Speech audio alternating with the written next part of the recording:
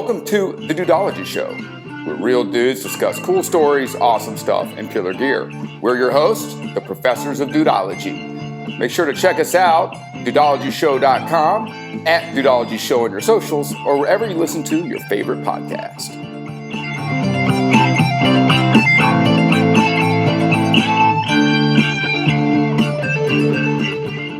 Welcome to the Dudeology Studios with your professors of Dudeology, B Money and the Gambino. We are about to get funky on the mic like an old patch of collard greens. But before we get any further, take a moment and click on subscribe. Once you do that, you have done your part in advancing the movement. That is the effort to encourage and inspire dudes to be better and do great things, ultimately making the world a better place. Recognizing that I volunteered as a ranger, fully knowing the hazards of my chosen profession, I will always endeavor to uphold the prestige, honor, and high esprit de corps of the Rangers.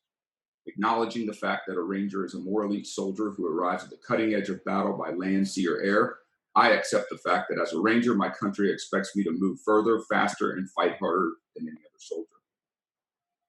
Never shall I fail my comrades. I will always keep myself mentally alert, physically strong, and morally straight, and I will shoulder more than my share of the task, whatever it may be, 100% and then some. Gallantly, I will show the world that I am a specially selected and well-trained soldier. My courtesy to superior officers, neatness of dress, and care of equipment shall set the example for others to follow.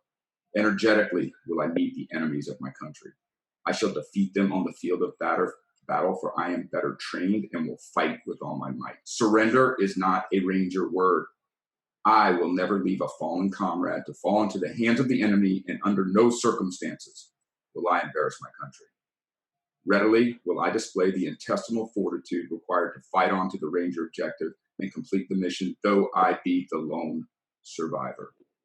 Rangers lead the way.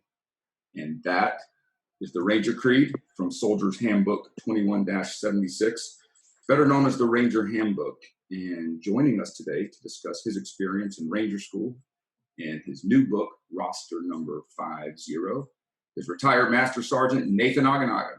Nate, welcome back to the Dudeology Show. Thank you, Brandon. Thank you, Chris. Thank you for having me back on your program. And it's good to be back with you and your listeners. I appreciate it. Thank you. Yeah, we're glad to have you back, Nate. So in your book, Roster Number 50, it focuses on your experience in Ranger School. I know we went over your book yesterday, Division Life on Ardennes Street. So talk about, out of all of your experiences you had during your 20 years in the Army, why did you decide to dedicate an entire book to Ranger School? Good question. I felt that it just needed to be that way because that was a huge experience.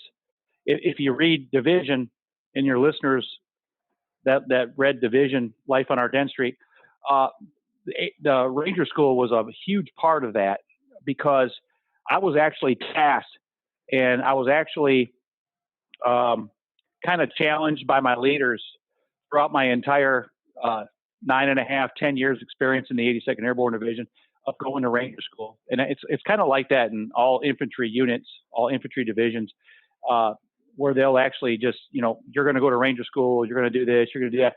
So it was a huge part of Division. And I felt that when I wrote Division, it needed to be a separate entity, a book by itself, because it's an experience that took me 2 months and 2 days exactly of a mental and physical phase of my life that I'll never forget. Yeah, and so I felt that it was necessary to I felt it was necessary to write a separate book just on that experience. Yeah, and so that's what I did. Yeah, that's great, Nate. And I was just going to say, and people know about Ranger School. Like, you feel like if you walked up to 5 dudes on the street and said, "Hey, have you ever heard of the Rangers or Ranger School?" There's a good chance 4 of those 5, 80% of folks are gonna know something, whether it's in a movie or something they saw, post, a social media, a video game, whatever. But before we get into some questions about Ranger School, so what point in your career did you go through Ranger School? I was actually approximately 10 years in the Army at the time, when I attended Ranger School out at Fort Benning, Georgia. And I was a brand new Sergeant First Class, and I had graduated from the Advanced Non-Commissioned Officer Academy, ANOC, at Fort Benning. And so at that point, I was able to walk onto the school as an ANOC graduate without attending a pre-Ranger course. And so that's how I was able to just go on to Ranger School and report there at 0300, 3 o'clock in the morning, I think a day or two after I graduated ANOC. And that's how I was able to get into that school, pretty much, where they cut me orders from Fort Benning.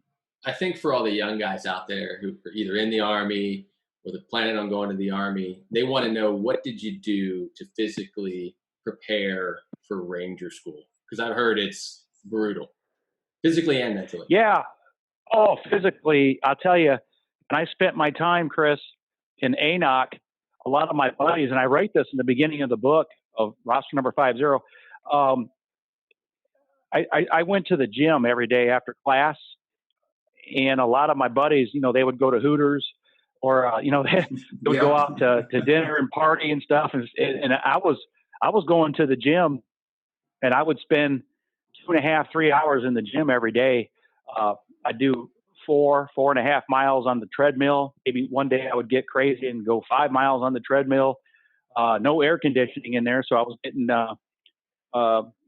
ready for the weather, prepared for the weather, and then I would go over and lift weights and do whatever. And then every Saturday and or Sunday, I'd put about 50 or 60 pounds on my back with my rucksack, and I'd wear shorts and boots, and I would go walk around Fort Benning, 5 or 6 miles, just to get my body ready for the experience I knew I was going to have to endure. Yeah, I think a lot of people forget myself. You got to get your feet prepared, because you're going to be, underweight. Exactly. Quite often. And, Sure. and Nate, did you feel also, though, because you're coming from the 82nd, which holds a pretty high standard for physical fitness and for ruck marching and just being in the suck, right? So right, did you sure. feel like you maybe had, because you were coming from kind of that high speed unit, you kind of had some conditioning to what you were going to experience already? Yeah. Coming from that environment at Fort Bragg, North Carolina, they run you when you do PT, kind of like we did, Mosley, when we were in, and again, for your listeners, I always refer to you as Mosley. In the Army, we always talk to each other, refer to each other by our last names. But anyways, kind of like our unit we were in on the DMZ in Korea, just running 4 or 5 miles every morning for PT, physical fitness training. So I was already in shape. I shouldn't say kind of. I was already in good shape, but I wanted to just keep pushing myself because there were horror stories, literally rumors, from guys that had graduated Ranger School prior to me getting there, that they would scare. It was like a scare tactic. And you know what I'm talking about, where people graduate from schools that you haven't yet. And they always try to add to it that there's, the physical fitness test is going to be more horrific than what it really is. And I'll be honest with you and your listeners, they counted all my push-ups. They counted all my sit-ups. I passed the standard of the physical fitness test to get in there. It was actually, because I was in such in good shape, it was actually the easiest physical fitness test I ever took in my military career, to be honest with you. That's awesome. That preparation definitely probably led to. So you show up at Ranger School, and they put you through kind of the physical fitness, the pull-ups, the 5-mile run, and you pass all those. Then what happens? What are the phases? Okay, so the phases, when you leave Camp Rogers, which is the Ranger assessment phase, it's usually now, mind you, I went through in 2003, so 17 years ago. I went in the fall of 2003. Start off at Camp Rogers, which is on Fort Benning, but it's in the like what we used to say in the Army, the back 40, way out there in the woods. You start off at Camp Rogers, and you do about 5 or 6 days of Ranger assessment phase. We call it RAP week. And those are just a series of tests just to get into to begin the course. And so you go through that for 6 days, and that's where they begin the process of sleep deprivation and your starvation process, where you eat like 1, maybe 2 meals a day, but yet you're doing so much physical stuff, and then you might get about 3 hours of sleep before you start the next event. And we don't even consider it days. I mean, we're going to lay down for 3 hours and just crash out.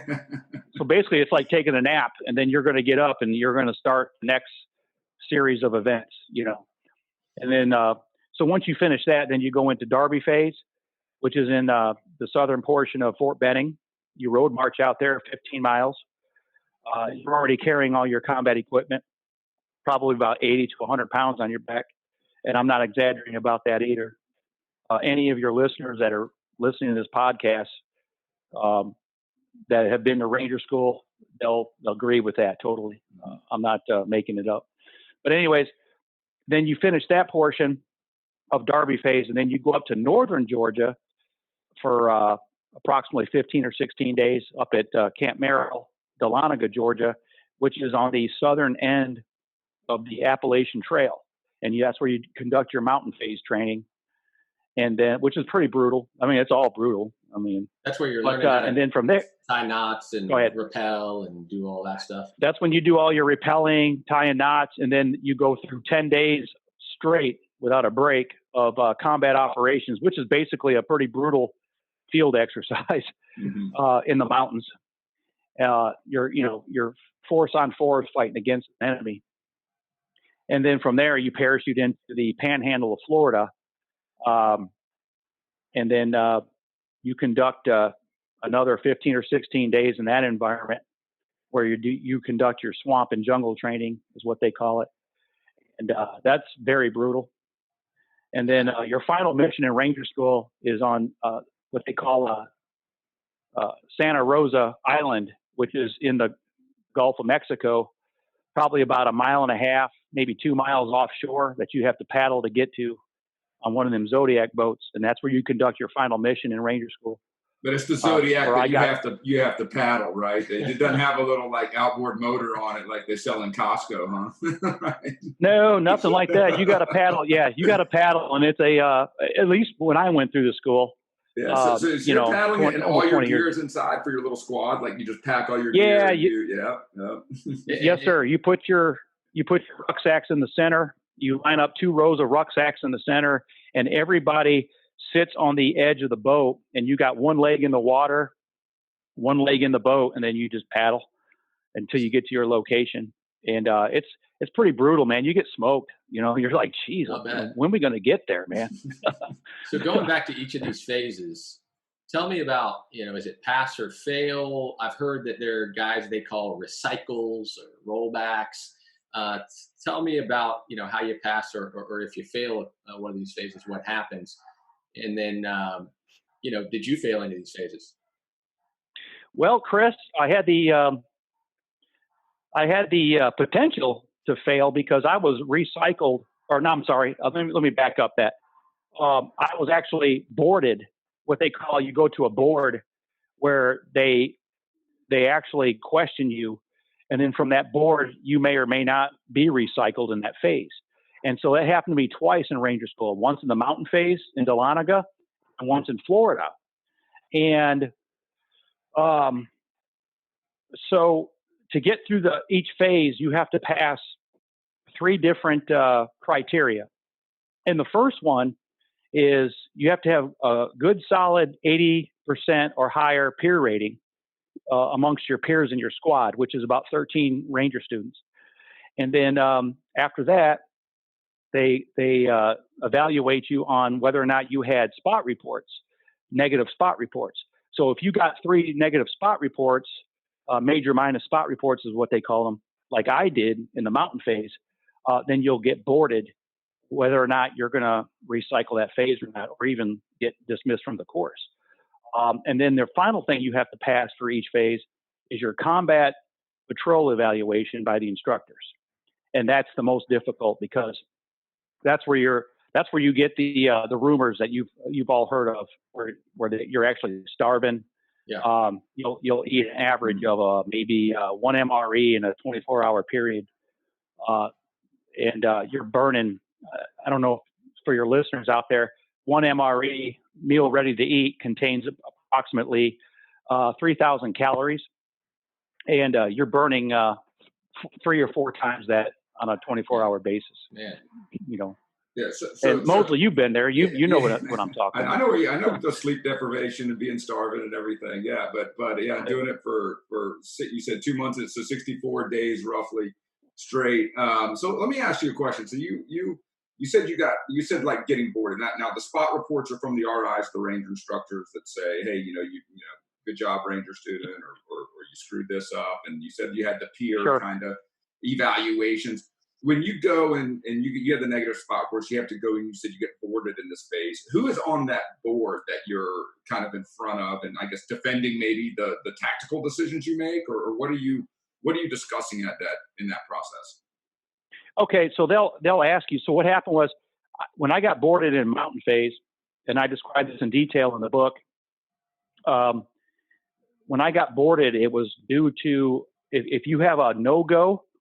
So if you fail a required event for that phase, for instance, in mountain phase, you have to pass rappelling, you have to pass rock climbing, and you have to pass knot tying tests and what they call the belay test for rappelling. And what I did was I failed the belay test first time, no go. And then I retested with a different instructor, and I got a go. And then shortly after that, a day or two later, I failed my first rock climb, and I went back and got a same standard to a different instructor, and I got a second time go on that. So those all automatically cost you a major minus spot report. And then my third one, which I say, I explain this in the book as well. My third one, I was caught sleeping. And the ranger instructor walked up to me and he kind of like tapped me with his jungle boot. He's like, "Hey, Ranger." I was like, "Oh, Sergeant, I'm sorry, I'm smoked." He's like, "Hey, that's okay." And he's like, "Hey, man," he goes, pull your bolt back on your weapon and let me make sure you have a round chamber, because they do that. They make sure you are locked and loaded at all times during combat operations, because a lot of students may or may not try to have a blank round, because if you have a negligent discharge in Ranger School, that's an automatic day zero recycle. Automatic. There's no, you can't fight it, you can't argue it, you can't go away from it.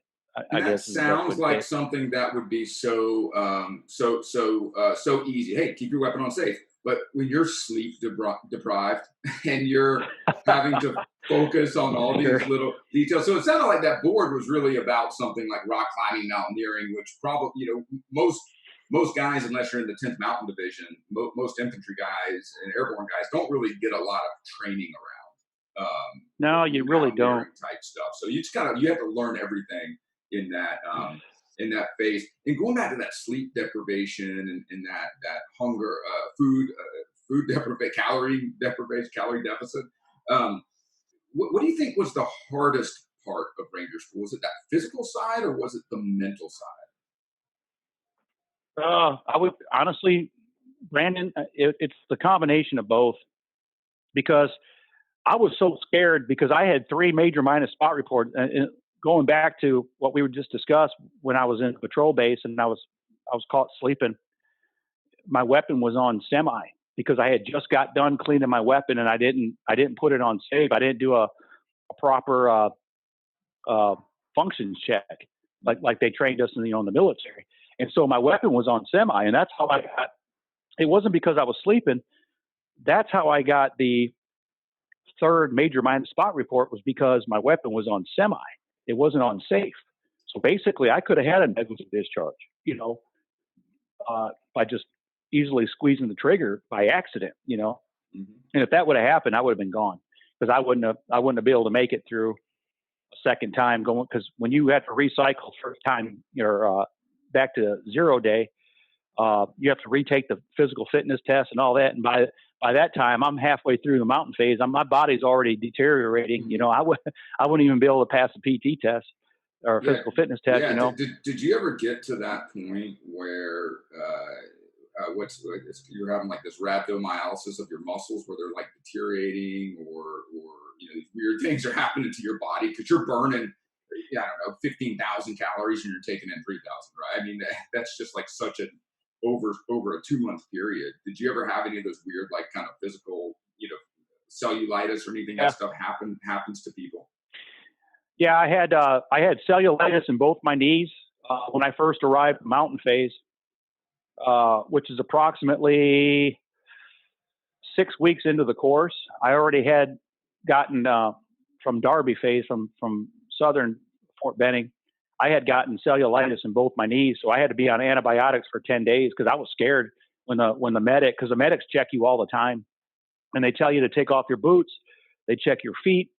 You have to roll up your your BDU bottoms, and you have to roll them up past your knees. And I was diagnosed with minimal cellulitis at the beginning stages, and I was scared. I was like, "Oh, what does that mean? Does that mean I have to get medically discharged?" And they're like, "No. It's like, yours is in the beginning stage. Don't worry about it, Ranger. Just we're going to issue you or prescribe you 10 days worth of antibiotics that you'll take once a day." And that's how, when I started Mountain Phase, that's how I had to go through that. And then once I was in Florida Phase, that's once you're in Florida Phase, that's when you're smoked. I mean, you're like walking zombies, dude. And for your listeners out there, yes, your body will eat itself, and I don't mean to gross your listeners out, but your body will deteriorate once you start burning all your fat off your body. Your body will start eating in the muscle tissue, and it smells like an ammonia smell. It's kind of creepy, man, because a bunch of Ranger students, especially when you get a bunch of Ranger students together, we could smell it. And I always heard the rumors about it prior to me going to Ranger school, from guys that had previously went through. And we actually asked the instructor, we're like, "What is that smell?" And they're like, "Hey, Rangers, your body's burning muscle, man. Your body's deteriorating, man." Hey, but did you ever get to a point though where you're like, or probably, I'm sure dudes have done this in that school, like, I'm injured and I'm hurt and something doesn't feel right, but man, I'm so close to the end that I'm not gonna say shit because I could get recycled and I'm not doing this again. Like, no matter what it is, I'm gonna just somehow try to muscle through this one. Oh, every day, man. Me and my Ranger buddy, I would look at him and he'd look at me and he would look at me and say, "Hey, man, we'll just quit tomorrow." I was like, "You know what? I said, we'll just quit tomorrow, man. That works for me." And then the next day we'd say the same thing to each other. "Yeah, we'll just quit tomorrow." He's like, "Yep. That's that mental side, right? Like, so, yep. How hard was it mentally, day to day? What were some of the things that the instructors might have done to kind of test you in that area? I had a problem in Mountain Phase where I had an instructor. Actually, it was a captain, believe it or not. A captain actually thought I was trying to go against their authority or something to that effect, and I describe it in detail in the book. But so there was a misunderstanding, and it literally was a misunderstanding. And I won't say ganged up on me, but let's put it this way: they started targeting me at that point. It was towards the end of the combat operation portion of the Mountain Phase, and I was like, okay, I know what they're doing, because I was a drill sergeant, for 2 years. I was already an instructor in the Army, and I knew what they were doing. I knew they were trying to get up on me, and what they were trying to do was strike a reaction from me to be combative towards them, so that they could kick me out of the course. And I go into detail about that halfway through the book, and that's what happened to me in Mountain Phase. But guess what? The cool part about it was the battalion commander and command sergeant major, when I got boarded, they weren't having any of it. They asked me straight up. They're like, they didn't even get in detail of the incidences, because the incidences weren't even brought up. I was boarded because I had 3 major minor spot reports. So basically, the battalion commander of that phase, he just basically asked me, he's like, okay, what are your major minus spot reports for? And he goes, start naming them off. And I named them off just like I did to you guys. And he's like, your weapon on semi. He goes, you're a sergeant first class? He goes, come on now. I said, I understand, sir. I was smoked, And he looked at the sergeant major and he goes, hey, sergeant major, what do you think? Should we let him go on to Florida? And the sergeant major looked at him. He goes, yes, sir. He goes, I think we can overlook spot reports for this incident. Nice. And the battalion commander said, he goes, you know what, sergeant major? I agree with you. He goes, all right, roster number 50, you're going to Florida tomorrow. That is awesome. And I was so happy. That's cool. And you know what? And no matter what went down in Mountain Phase, it sounded like it was kind of a tough go. I'm looking at this picture with the golden black Ranger tab on your left shoulder still. So obviously you persevered, brother, right? Yeah, absolutely, man. I made it happen, dude. Talk about that Florida phase, because I hear, and I live in Florida, I mean, it's hot, it's humid. I hear you got to go through swamps, and I kind of hear the worst part about that is the chafing. You're walking. Yeah. At that point, you don't even care what happens to your body no more. Yeah. Man. You don't even care anymore, man. You can, my skin can rot off. I don't even care. You're so close to graduating and getting through that course that, I could have got, the only thing you don't want to do is get bit by a snake, because then that would put you out medically.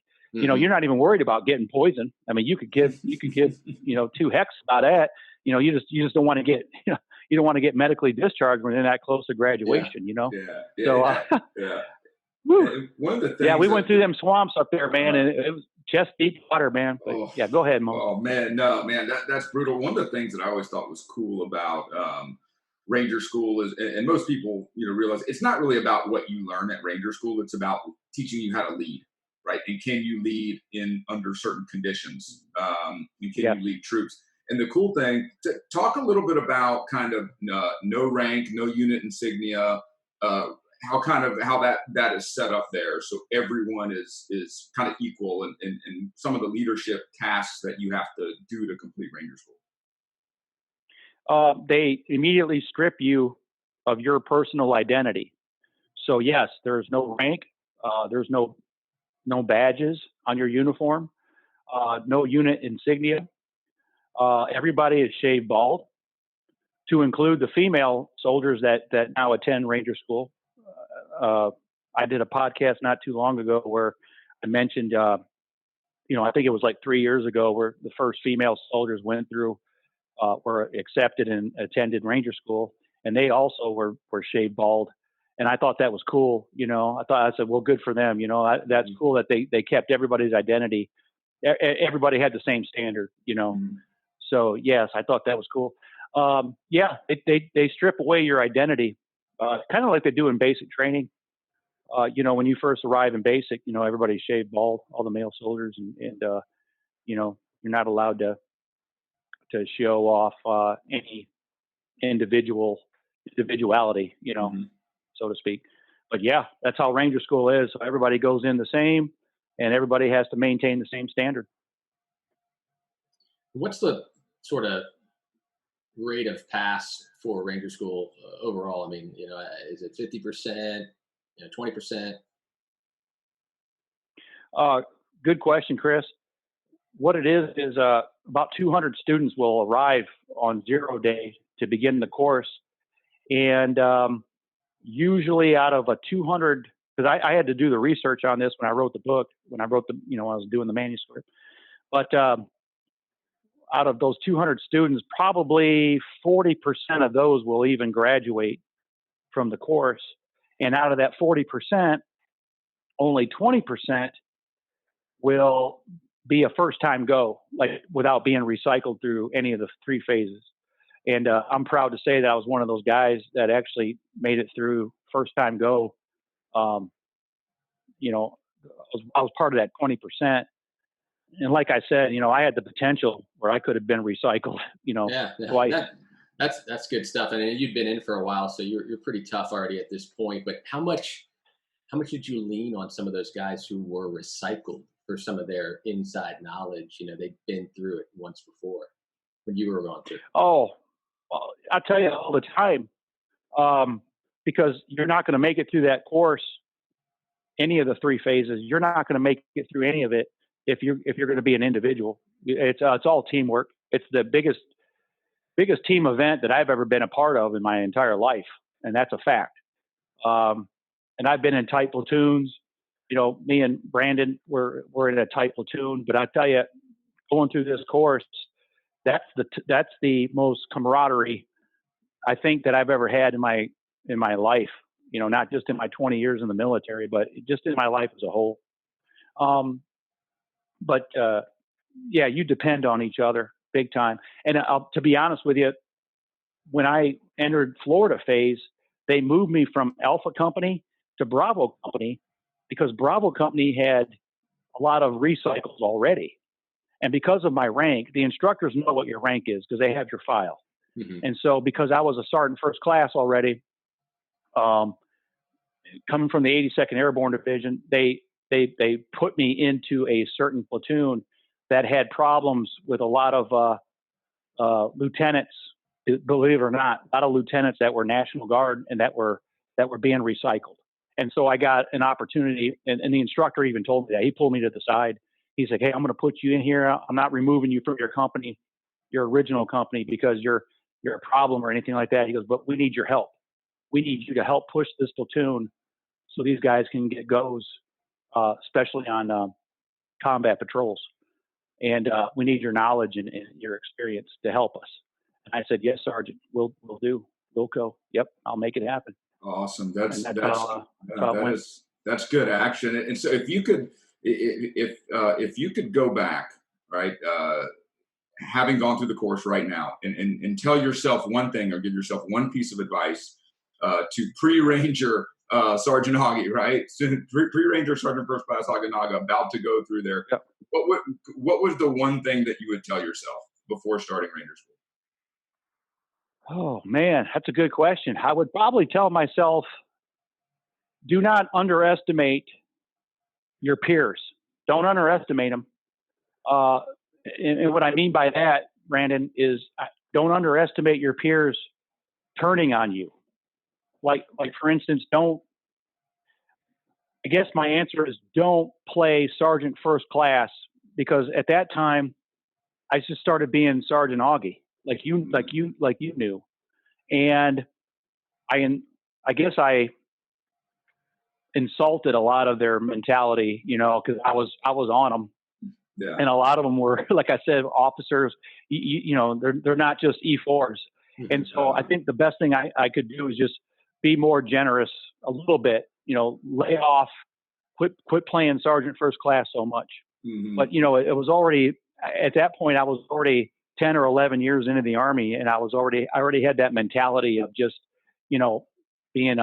being an ass, if you just want to be honest answer. You know what I'm saying? You're like, I want to show up. Everyone's going to do their job, and we're going to get it done. And I've been doing this a little bit longer than the dude that just got out of OCS. Right? Exactly. Yeah. Yep. So Nate, if you had one piece of vital gear that every Ranger student needed, what would that be? Oh, you have to have your patrol cap, your soft cap, your basically like a baseball cap, kind of, I guess, is the best way for your listeners if they don't know what I'm talking about. Just your patrol cap is the best, man. I mean, one thing about Ranger School, you're allowed to wear that. So in other words, you don't have to wear your helmet the entire time you're doing combat operations. So you get to move on your patrols with a soft cap on your head the whole time. And that's beauty, man. And then you don't have to put your helmet on or your night vision until you hit your ORP, your objective rally point. And then that's where you recamouflage and prepare for your final, few hundred yards you have to move to get to your objective and assault or whatever your mission is. And then that's when you put your helmet on. And then after that mission, you can take it off. So your patrol cap in Ranger School is the primary piece of equipment. I loved it because I couldn't imagine going through every 24/7 wearing that helmet all the time, man. Like we did in the regular infantry units, you know. You had to have that thing on 24/7, man. Yeah, you throw a pair of PVS-7 Bravos or whatever you guys are using now, and that thing gets heavy pretty quickly, man. Well, listen, Nate, we really appreciate you coming on today. Tell our listeners, roster number 50 is out, just recently released. Listeners can get it on Amazon. Is that correct? Yes, they can get it on Amazon, Barnes & Noble, Books A Million, or any other major book-selling establishment. Yes. Awesome. Well, thank you again, retired Master Sergeant Nathan Aguinaga, author of roster number 50. Make sure to check it out. And after you buy a copy, check out all the Dudeology Show past episodes and subscribe on wherever you listen to your podcast. For the full video experience, make sure to check us out on YouTube. And on behalf of all dudes getting after it out there, we'd like to say thank you. Now go get some. Thank you for listening to The Dudeology Show, your spot for cool stories, awesome stuff, and killer gear. Make sure to subscribe to us on your favorite listening platform and follow us on social media at Dudeology Show.